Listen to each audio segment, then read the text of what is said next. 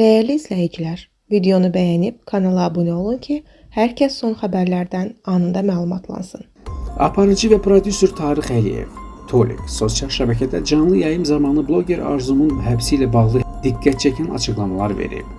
Xəbər verilir ki, Tolik bildirib ki, Arzumun vəkilləri əvvəldən ona təxminən 5 il azadlıqdan məhrum etmə cəzası verilə biləcəyini demişdilər. Onun sözlərinə görə, hadisənin gedişində bəzi addımlar atılmasaydı, vəziyyət fərqli ola bilərdi.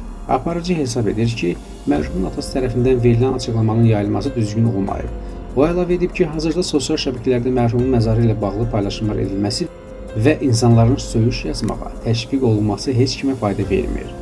Tarık Əliyev bildirib ki, qarşı tərəf razılıq verəcəyi təqdirdə Arzumun validelərinin barışıq üçün addım atması hüquqi prosesə təsir göstərər və onun azadlığa çıxmasına şərait yarada bilər. Tolik həmçinin Arzumun anasının sosial şəbəkədə bloklandığını da etiraf edib.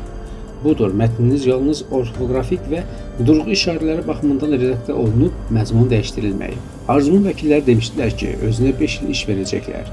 Gərək atasından o açıqlamanı almazdılar. Onu yayımlamazdılar. Bugün TikTokda o oğlanın qəbrini qoyub söydürmək lazım deyil. Arzumun atası gedib bağışlanma istəsələr, qarşı tərəf razı olsa belə Arzum 50 gün sonra həbsdən çıxa bilər. Mən Arzumun anasını bloklamışam. Mənə yayımlar atırdı ki, Arzuma görə məni söyürdülər.